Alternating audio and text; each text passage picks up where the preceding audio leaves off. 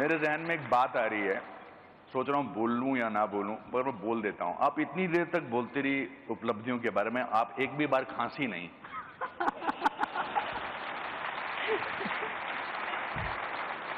दिल्ली वालों को खांसी सुनने की आदत पड़ गई है।